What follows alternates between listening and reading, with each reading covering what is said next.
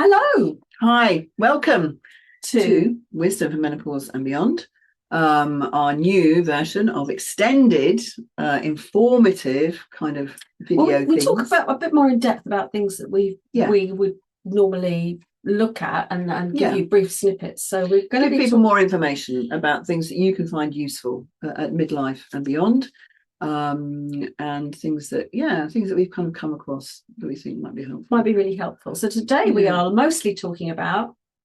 Well, we're going to talk through a model I've used in my work as a coach, which is the GROW model. Okay.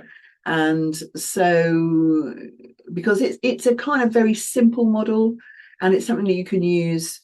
It's best to use it with a coach or with somebody else who kind of will talk to you, but actually you can work through it on your own. Well, it's interesting you say that, because one of the first things that I hear is coach and counselling and life help. There's lots of little bits and pieces. So where would you say that fits, and how would you define that sort of area? Yeah, it's interesting, isn't it? Because I did quite a lot of work about, and there's a whole debate, what is the difference between a coach and a mentor? Okay. Because people, and then general, from what I can see from reading around it a lot, the general kind of accepted difference is that if it is a mentor, you might go to a mentor. A mentor should be somebody who has more experience than you, somebody maybe a bit more, often it's older people who've gone through the same thing that you've gone to, you go to them for their expertise, and in essence they might help you by saying what they did. Okay. So they might kind of offer you solutions from what they did, from what their experience is. May or may not be right for you, but a mentor is something like that they can work through. A coach, on the other hand, might know, and actually probably it's ideal, they know nothing about your life. Oh, okay. And your life experiences in that sense. So a coach is about somebody who's going to provide that context, that environment where you do what you're good at, which is you really know the answer. And they will enable you to get to the answer, because quite often we're at this surface where we keep going around, I don't know what to do, I need somebody to tell me, well, the coach won't tell you, but they kind of unpick your ability. They're going to say, so where might you go with that? So it's not counselling. It might have a similar feel to it in a way, but it shouldn't be like that. It feels more like you get more understanding of yourself. That person allows you. You do more of the work in that situation. So they sort of go, it's not all one purple violet squish. No. It's actually lots of things that you can work through. So it is that kind of useful. As you tell that person what's going on for you, they might hear certain things that you say. For instance, I was in an example where somebody was talking about his work, and he said, it feels like I'm wading through treacle. Right. So I just said to him, oh, that's a really interesting and strong phrase. Ooh. And he kind of in a way wasn't really conscious that he'd used that phrase. And I said, so what does wading through treacle feel like to you? And he went, oh, well, it's like this, and like this. So then he could put that back to how it felt at work. So if I'd kind of said, oh, it sounds like you're having a really difficult time, no, I had to use the same phrase, but you may not be conscious. You may not hear that. You've spoken it, but you haven't heard it. He felt very stuck and very in one place. It was that. So it's not being able to move forward.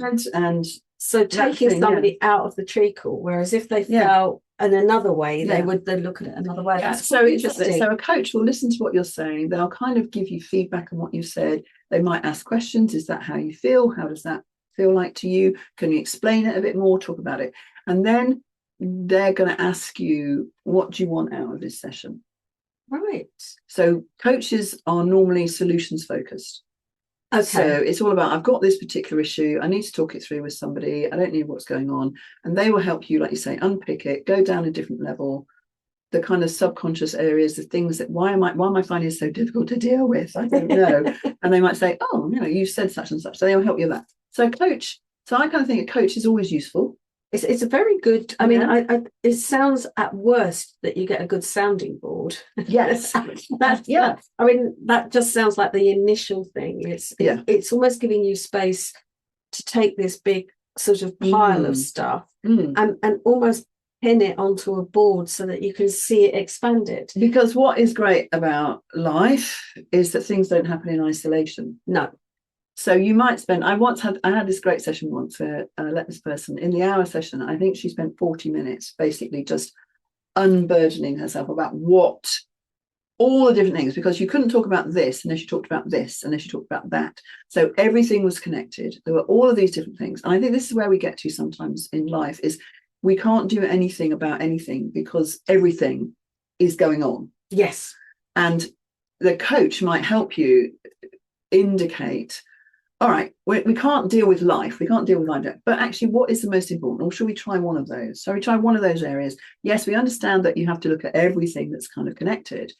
But let's just look at that issue in isolation. It's kind of what today would be the one thing that's stopping you moving on. So it always seems that the biggest blockage is what we should be looking at. Whereas people may be very much, I don't know, I'm really worried about money. I'm really worried about something. And it actually is, well, I've actually got to buy somebody a gift today. Yeah. And actually, I've also got all of this going on, but they can actually help you focus on getting you one day at a time. I was talking, so I was thinking, I think that's a really good way forward. So what I was thinking of, you were talking about a grow model when we first started. There's obviously lots of models, lots of ways forward. Like you were saying, people can just pick up one isolating incident and if we improve that one bit, it's not all of that, but it'll make you have, one day at a time. Yeah. I saw somebody the other day that was completely overwhelmed by her car had been hit twice while parked. Can you believe it? Over a weekend, never hit. And she was just so overwhelmed, nothing. It was all, and I just said, do one thing at a time. I said, ring your insurance company and then don't do anything else that day. Yeah. And then the next day, and that one day at a time. It didn't solve that whole problem, but it was a means forward. And that strikes me as a bit of an accidental coaching thing, but it wasn't real.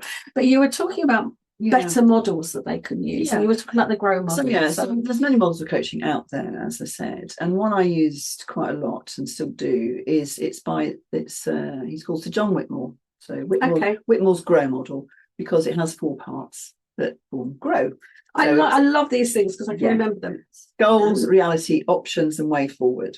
And he was actually a coach in the athletic. He was working with professional and athletes. He's one of the people at the top of their game. And what he kind of realised was that a lot about athletics performance, it's in your head.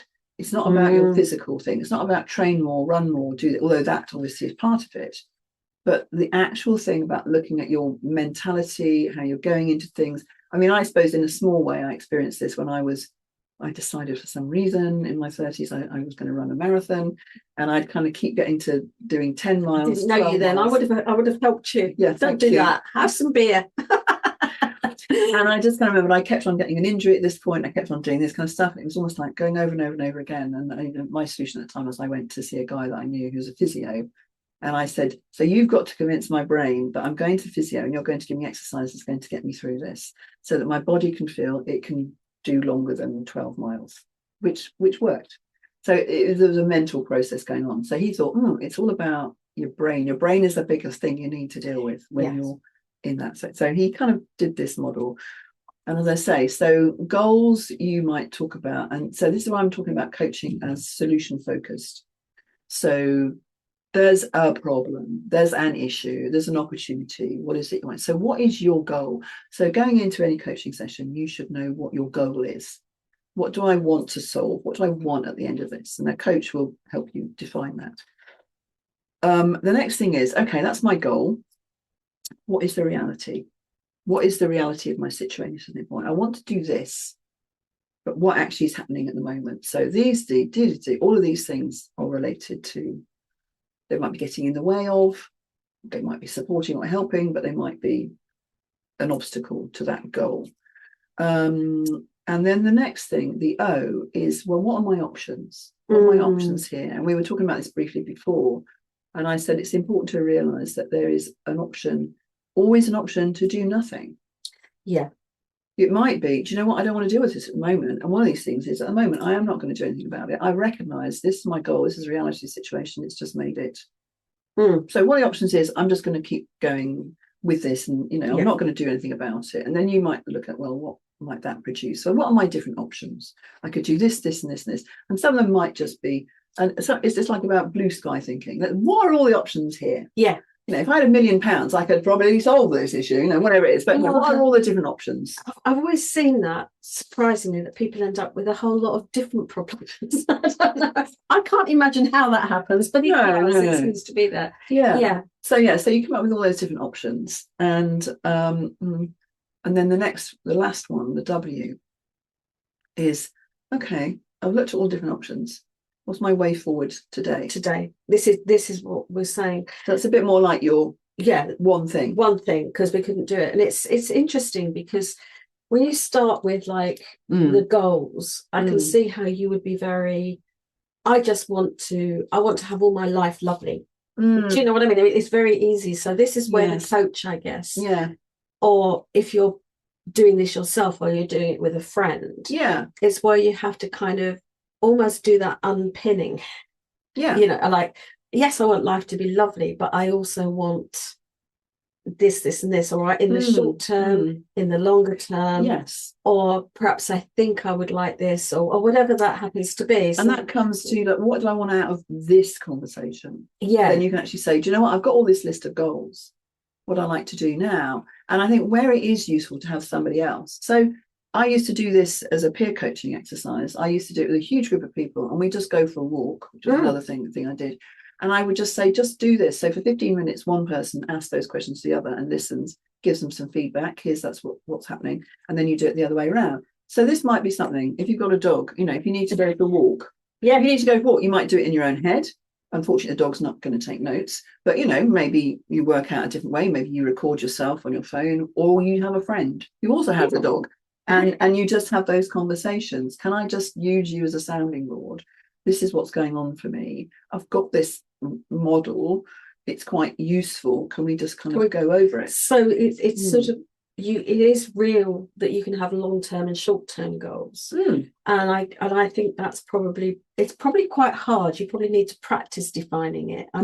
It's probably what I do in my work, so I understand that a bit better. But for someone else, especially when you are it could be a dark place, or it could be a very easy place, but it's one of those that you might need to just unpin and think, actually, I have a lot of goals, and that's okay. Yeah, that's fine. Rather than, I just want to swim the channel sideways, or something like that. Okay, interesting. It is a goal.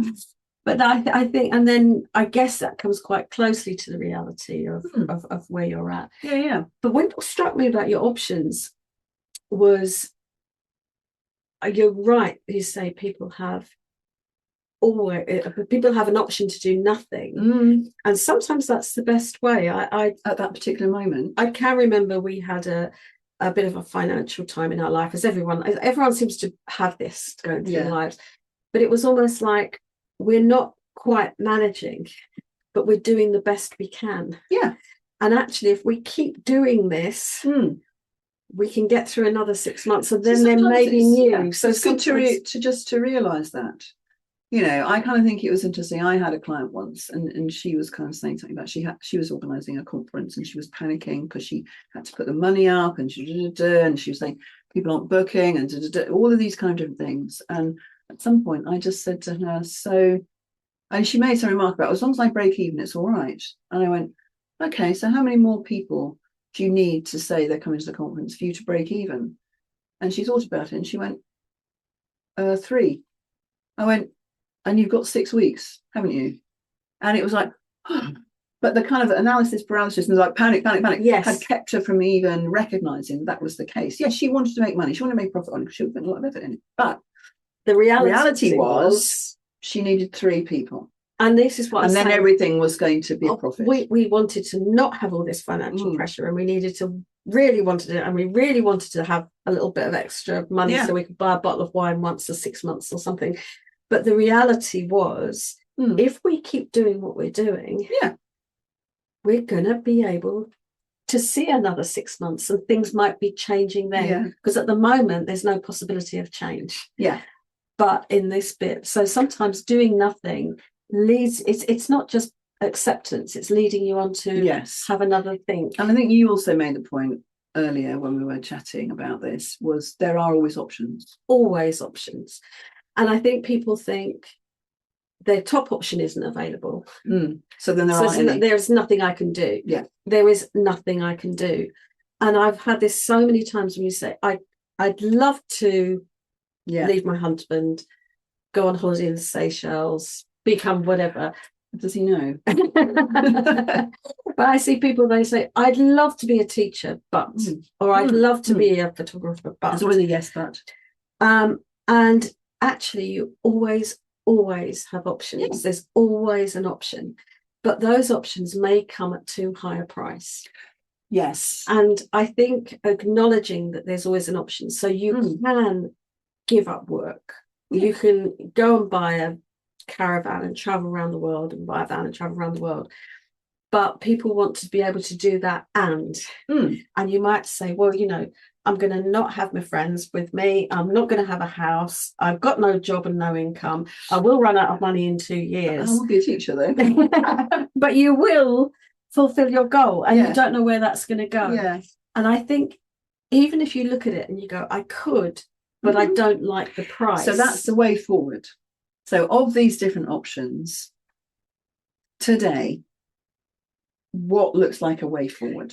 So again, another one I had an example of when I was doing some action learning facilitation, and somebody came up with this, and she said, I've got this problem. It's been going on for 6 months. I don't have any expectation it's going to be solved by doing this process. Anyway, within about 20 minutes, not only had she kind of worked out what the problem was, but also actually that wasn't the problem. Well, it was, but it was because this was underneath it. And in fact, not even that, there was another layer here. So whilst this problem at the top was just impossible, she couldn't do anything about that, but she could do something about level 3. And so I can actually do something about that today. And that's actually quite simple.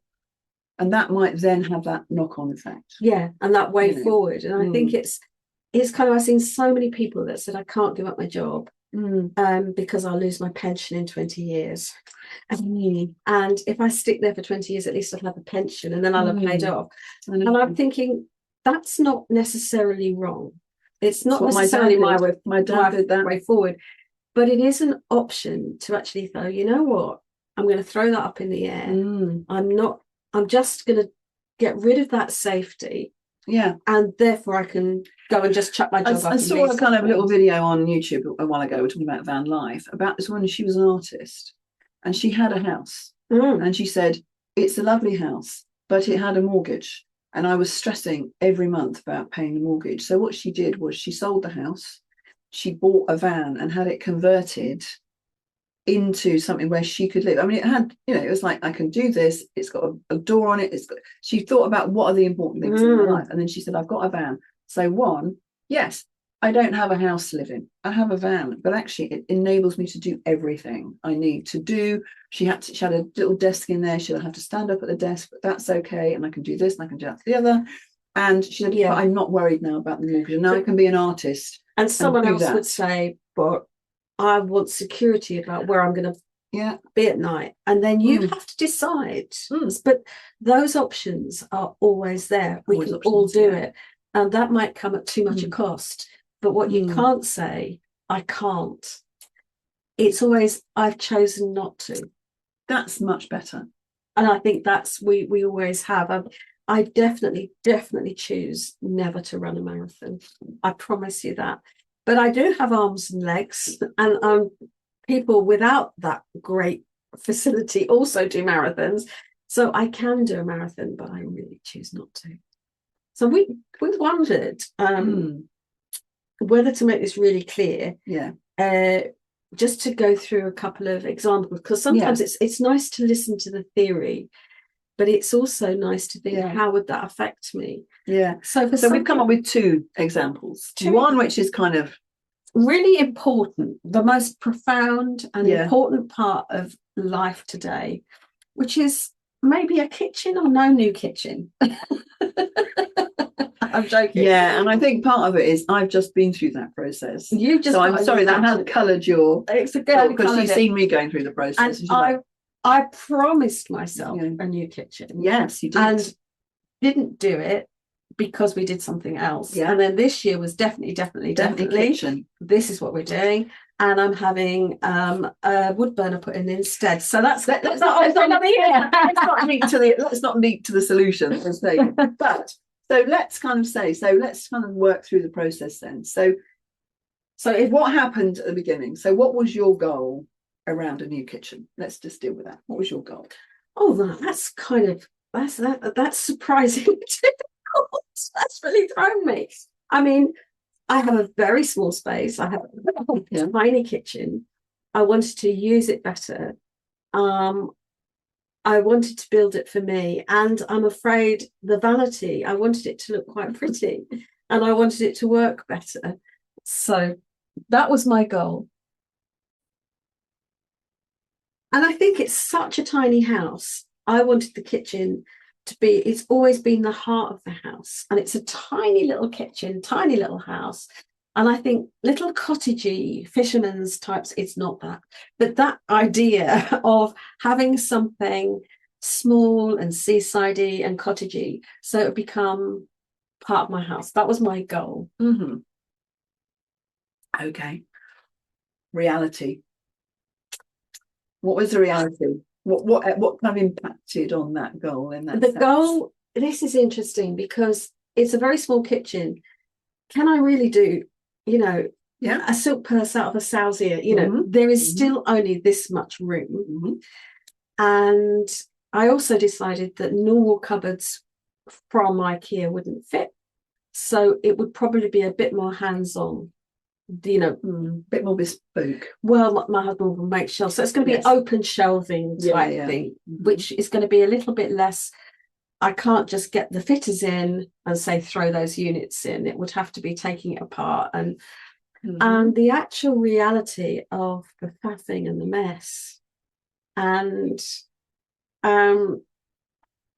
just having everything out all over again when I've just had a lot of other work done. It was like a bit. It didn't feel brilliant. So there's a whole load of other things that kind of came into play into this goal. I want my kitchen this year. Yeah.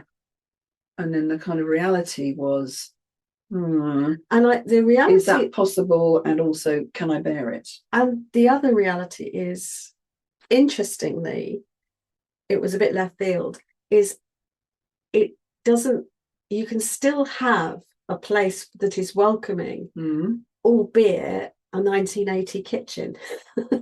You can still make that space better, and I can put me in it, and other people can accept it or not and still make it a happy place. Yes. It's not all about the look. So what were the options then open to you? So in terms of one option is I'm getting a new kitchen anyway. Yeah, that would have to be it. That's an option. That's an option. I'm getting a new kitchen anyway. I'd have to get another credit card to do that. Okay. The other option, the other part of this was the reality of dealing with people who may let you down and not do what you want and deserve their hard-earned money, and all of that disappointment of it. And that's a bit more in the kind of reality box, I would say. Well, I think it was very much the option. Can I deal with another person coming in this house giving me a load of I would have, but the builder gave me the wrong bit, and so I've now got to charge it. I'd like that's a whole load of other stuff. It's like getting a whole bit of mind reading. A lot of mind reading is getting. So that's fine. So one is I'm going to get the new kitchen, right? Which then you have another things that are associated with that. The other option is I'm not going to get a new kitchen. I'm going to do a bit of faffing. Okay. A bit of faffing. I'm going to go to IKEA and buy a few bits and pieces that will hang on this and do that. Yeah. I could solve part of the problem. So I could make it what I want as a nice, friendly, cozy space. Yeah. I can buy another little wheelie unit that I've got somewhere to put a dish down because it's very small. which isn't ideal, but it would solve a practical problem of having a little bit more. That's a bit of a kind of, I'm going to do it anyway. I'm going to do something towards it without going the whole way. And then the option is I'm not getting a new kitchen. And those were kind of I'm doing absolutely nothing with it. So the space was needed, because it's, if you've got a dish on the side and you have another one, you think, well, there's only room for one. So it was like just another bit. So I kind of went for option 2. Yes. And then you threw something else in, didn't you? I mean, so now we're getting on to, so way forward. What happened in terms of like the way forward? You chose option 2. I chose, but also, well, actually, we did choose option 1. Okay. To get a new kitchen. Yeah. And then obviously, gas bills, electric bills, and the cost of living. But what I've had was a very, very, very ugly fire that every time I walk in a room, it kind of went, and I had to almost hang a curtain over it. And I thought, we could have a pretty wood burner. So you'd realise that was a more painful problem than the kitchen problem. The kitchen problem can be alleviated, because all the things I wanted from a kitchen, I could get out the kitchen without doing the whole thing. So the options were, actually, that would make my whole lounge, all of that cozy space, that cottagey space, that small cottagey house that I wanted, is more achieved by changing the fire than the kitchen. So the option was, the reality and the way forward is a cozy wood burner that we can all sit round and have space, and also have another 2 foot of space in the lounge where the ugly old fireplace is getting knocked out. And actually the kitchen has now become much more friendly. So what's happened? And I now don't feel any burning I don't even bother looking forward for it. So that's interesting, isn't it? So in that process of working through it, consciously or unconsciously, you've actually, in a way, removed that I must have it was all about, I must have a new kitchen, I must have a new kitchen. You've been talking about that for a long time. I must have a new kitchen, I must have a new kitchen, when it was going to happen, when it was not going to happen, And now you kind of think, well, actually, if I get this solved, kitchen is fine, actually. With a bit of tweaking. It all works. I can live with it for another year or 2. Absolutely. And it now isn't going, I've got to put up with this. It doesn't feel like that at all. So I think what's interesting from that sort of process is that problem isn't just put on a back burner. It really is freed my mind. Because what I wanted from it, I'm going to get from it, but it's not actually from this. Going through that process has meant I've got that coziness, but it wasn't the kitchen, it was that person over there, which is kind of where we started when we look at all of it. So I think it was interesting. So that was an example of something quite practical. And the other thing we thought of, Anne thought it'd be a good idea, that we should look at, how do I cope with getting older? That's a big question. It is a big question. But what can we unpack from that? Yeah, and I think it's a very interesting one to look at, because a lot of people, unconsciously, consciously, I mean, we all know the reality is that, whatever it is. Let's not get that. But what I'm saying is, it's one of those things that people don't either admit to worrying about, because that's really where I was going. You either have to be age positive or age denial or age whatever, or go and get some surgery or whatever that is. But so we thought it's crossing everyone's minds all the time, and it will have an effect on people. So that's the big problem. How do I cope with getting older? Because let's face it, it's happening. Well, you hope it's happening. The alternative, we're thinking it's better than the alternative. So the first section, so what is the goal? What is the goal here? It's not, we kind of thought about even skipping a little bit ahead to reality, in the sense of, you can't say the goal isn't I want to be younger. That's just not possible. You've got to have a realistic goal, a goal that's that's available to you. There is this, I want to look younger. Could be. Now, I think that's worth unpacking another level if that came up, which would be, if you want to look younger, is that because you want to really be younger, or is it just that? So actually, if that happened, I'd be fine. Just do that bit on the face, and is there a jealousy of the youth, or is there a worry, or have you got an anxiety about health? So I think it's worth being a little bit honest with that. Although I think most people would say, if you did that's better. Do you know what I mean? I think if that took that long in the morning, I'd probably go for it.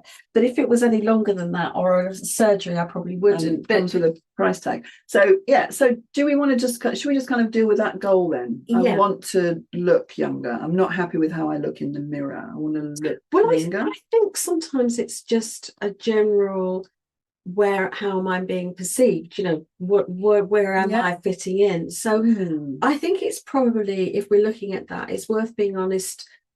I think what I'm saying is there's lots of these things, and I think they're all there can be many things around that.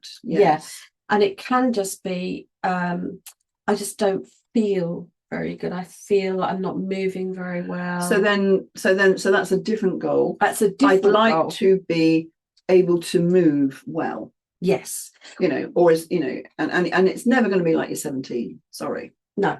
But I'd like to be able to move well. So in a sense, for me, I guess there was one thing that I was like around going to New Zealand. I was like, I'd like to be able to walk this amount of distance so that I could then do this. So that was quite a clear goal. And that was to do with moving a particular, distance, and it related to a specific thing that had a time. So that was quite difficult. In the end, didn't happen. It was fine. I was fine about it. Sometimes it can be a bit more esoteric. Like, I just feel life is passing me by, and I've only got 20 years, I've only got 15 years, and I think so. Instead of just thinking, so what would be a goal be around that? Would it be about, I'd like to, I mean, this is what I don't really like the term bucket list, because bucket list, bucket list can be a good thing if it's an honest thing. The trouble is, nobody's allowed to have a bucket list where they just go to the local pub once a week and have a meal out. The bucket list has to be jumping off a building, going to an exotic country, holding a spider. It's got to be something. So maybe around this. So look, we're even having a problem setting goals around this issue. But you won't. No. So it's almost like, I remember doing an exercise once in a course that I was doing, and they said something like, all right, I think they phrased it like, you've gone to the doctor and the news isn't good, and the doctor said to you, you've got whatever, and you've got 5 years left. Make a list of things you're going to do in that 5 years. So you do the 5 years, and then the next question is, the doctor says, we've made a bit of a mistake. It's only 1 year. Oh, right. So let's see which of that list of things is really important. And then it's like, oh no, we really got it wrong. It's a month, right? And then they kind of go, oh, oops, 24 hours. So you kind of do this. So your doctor, no, they're obviously pretty incompetent. But what it was a good exercise to think about was, we have all these goals that we want to do, and maybe that's to do with, I'm getting older, I can't do that any longer. I feel I still want to do that. But it's almost like you need to do a kind of process like that, because when you get to if I've got a day left, what are the important things? And it's normally spending time with your friends and family, making those things important, make those relationships. Maybe it is just about going to the beach and putting your feet in the water. And for me, obviously, it would be having a swim. But it's like, so what are the important things that you need to do? So you start there. These are things that are really important to me, so that I feel I have a good quality of life. And I think this is, what sort of, I was saying at the beginning, it can be a purple violet squish, if you like, or I'm getting older. And once you unpack that, what is it about it that you don't like? It doesn't necessarily mean that it's just this one and not the others. No, but it can be that you think, actually, at the end of the day, a bit like my kitchen, the looks are a bit over there, but actually I'd love to be able to move better and participate more. And then you can sort of do that. So how do I make that happen? So I think it is hard sometimes, but I think unpacking it as much as it is, not unpack it to 3, unpack it to 10, unpack it to 20, and then, as you say, and then with one of those, go through the process. What is the reality around this process? I mean, I quite liked it. I read a book by a guy called Atul Gawande, and he's a cancer surgeon. And he said he realised he was very bad at asking patients what was important to them, because he was all about the solution. Well, I could cut this bit off, or I could do this and do that. And he said there was one patient where he kind of asked them, and they said, well, actually, as long as I can watch the Boston Red Sox and eat ice cream, life is fine. And he could say, that was really helpful, because I can look at my medical interventions. And so what will allow you? Will it allow you to do that? Yeah. So it's like, so maybe not even as big as that, but think about all those different goals you have at the moment, what's going on, and pick one. And then I think we come to the reality, which is we kind of hinted at, obviously, aging is a privilege, because, you either age or you die. And so we have to accept this, but it doesn't limit us, because when we come to the option, I think this is the good one. There's the options are, well, there's nothing I can do, so I'm just going to sit in a chair and watch something. Watch Netflix. If Netflix the option is, I love sitting in a chair. My whole dream is to retire, so I don't have to go out anymore. And I'm here. I can order stuff. And you think, well, there you go. That's your reality and your options. Yeah. But I think if you are down, it's like, right, I need to perhaps mix with a slightly different group of people, perhaps get a slightly different age group in my life. Yeah. So actually looking at those options, and the option is always to do nothing. Yeah. But the option is not, I have no option. Yeah. I'm getting older. Yeah. Yeah. I mean, your number will increase. Yeah. And we can't guarantee you won't have health problems, but even within those, there are many options. So what's most important to me about this, I've got this particular health issue, if it's about movement, so then one of the options is to go to a physio, one of the options is to go and have acupuncture, one of the options is to take glucosamine, one of the options is to do these different things. Go do some yoga. Let's go try these different things. Yeah. And actually yoga or joining a class of anything does also give you the benefit of being social, and human beings are social. Yeah. Or get a puppy, because you're never sitting still. It's looking at the options. And if this is very often you come to problems with you don't always have a clear head and a good heart. They're always on top of you. Yeah.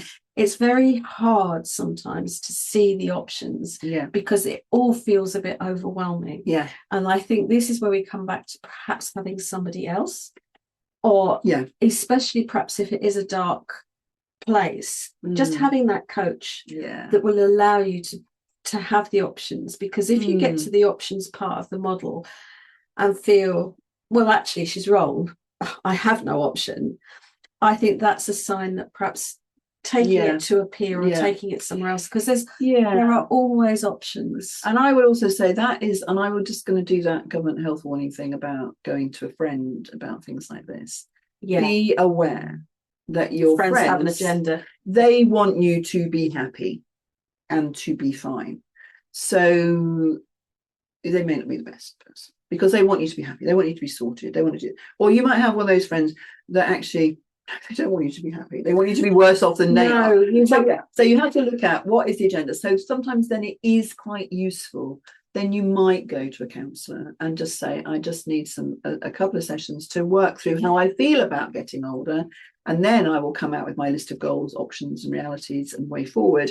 And then I can do that. And then maybe I can discuss it with friends. Yeah. Because then I'm kind of a bit clearer in my own head. But the difficulty with friends is they're wonderful and they just want you to be fine. There is an option. I was talking to somebody the other day that had it was a book club, I think they were talking about, and it ended up very heated. And it was nothing to do with the book. It kind of risen up that you always have choices. And they went, no, you may have choices, but I'm a very sensitive person. Ooh. I can't face that. Like, if it's difficult, it overwhelms me and I have no choices. But actually, you always have a choice. Yeah. And one of your choices is to do nothing. Yes. But it is a choice. Yeah. And people have choices. And there's some very interesting books. A Will to Meaning is one of them. There's another one called The Choice. They're absolutely classic books. that talk about people that have been in extraordinary circumstances, Auschwitz, places like that. Yeah. And within those dreadful confinements, they demonstrate choice. Now, thank God we're not in that situation, and we're not talking about it. And I didn't mean it to get that serious, but it's just, if they can find choice, we can have it. So I find those books very uplifting. I don't find them very dark. I find them uplifting, because you think, wow, if somebody can do this and make these choices. So I think looking through, when you're thinking, I am here and I'm not as mobile as I was, and I don't look as radiant in the mirror, but actually I've got a lot to add and what I enjoy. Do I want to help other people? That's an option. Do I want to just live my own life and just have fun and not care so much? Not that you don't care, but it's just like, do I really want to volunteer and do help, or do I really just want to live my own life and do this? So these are your options, really. And I think it's like, let's bring it back to something, you know, well, we could say it's quite banal, but actually it's very important. It's like we've each made a different decision to do what with our hair, haven't we? Haven't we? Because I've gone grey and I've gone natural grey, and you said, do you know what? I don't want to do that. You get a lot of judgment. Different choices. They're not choices. I mean, I think this is, we don't disagree on it, but it's like, I should grow old gracefully. I should show my grey. I'm obviously trying to stay young. I'm obviously denying the fact that I'm getting old. And I can tell you, I'm the last person in the world to do that. But I've dyed my hair since I was 20. And I didn't need to. I just liked it. So I've just always done it. So I did go grey. And even my hairdresser said, the first appointment, she said, oh, this looks quite exciting. And she said, you could wear a roll-up jumper. You're going to look. Oh, she said, I just love it. And then she came back 6 weeks later and said, she said, it's not really working, isn't it? She said, luckily I've got some hair dye. Should I have to go back? So I think even as something, and we, you know, in a way it looks trivial, but do you know what? Hair is bloody important. It's important, but other people's judgment. And then it's judgment of it, whether you've dyed it or not dyed it. And you just think, oh, for goodness sake, it's my hair. It's what I'm doing with it. If I feel okay about it, and do you know what? So for me, I mean, like you, I dyed my hair. As soon as I left home, I started dyeing my hair, because my mother had told me, if you ever dye your hair, it'll all fall out. And I realised that wasn't true. No, amazingly. And then I thought, well, sod it, I'm going to keep on doing it. And I've been every colour under the sun and the rest of it, and it was great. And I enjoyed it, and I had lots of things, you know, lots of fun with it and all of those different things. Then at a certain point, my head has said to me, your natural grey is really good. It is. I mean, I keep thinking your hair is dyed.